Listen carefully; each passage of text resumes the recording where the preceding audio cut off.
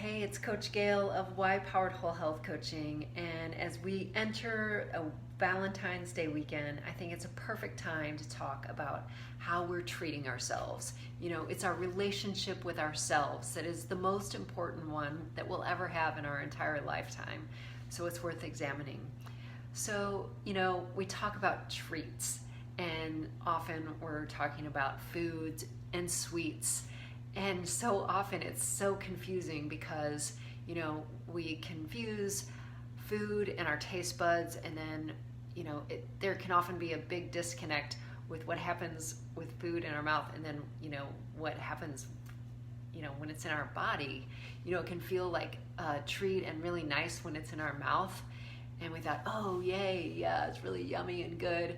But, when the food is actually in our body and we don't really realize what's happening, it can feel more like an assault to our body. So what I encourage everyone to think about is what can feel like really something nice when it's in our mouth and lighting up our brains, the sugar and those kinds of things.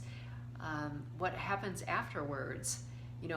We can end up with indigestion or stomach ache, and our blood sugar spikes, and all kinds of other negative things can happen. But what can happen psychologically too, if we get caught in these loops of shame and regret for what we're eating, especially on impulse, it can be really a vicious cycle.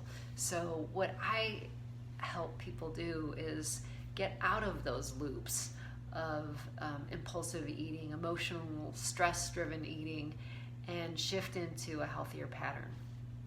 And really treat themselves well, turning to other things to soothe themselves, turning to things that are going to help support their health in the long run.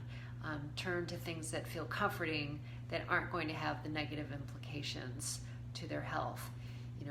Manage their stress proactively and have things that are supporting them well, supporting their health, and things that really make them feel good. Turning away from the false friends, the comfort foods, the convenience foods, and managing their stress proactively, putting the investments in through exercise and things like gratitude practice and meditation, and putting in healthy meal prep for healthy foods that really make them feel good in the long run.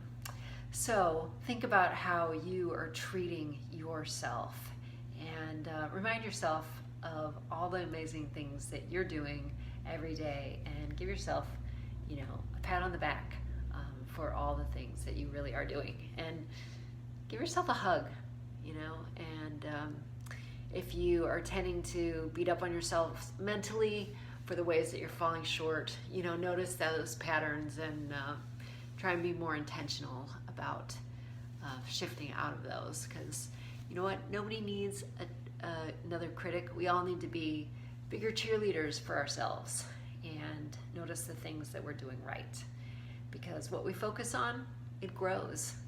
And when we focus on the things that are going well, they compound.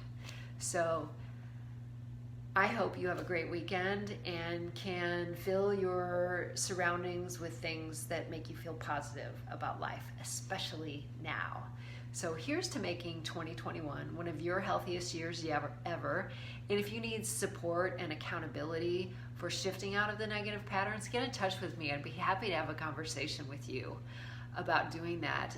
I help women feel more empowered, say no to diets, and yes to trusting their bodies, and saying forget about the extremes and the gimmicks and those kinds of things. I help you get to your happy weight and stay there without traditional icky stuff that usually gets in the way of that. So take good care of you. You are worth it.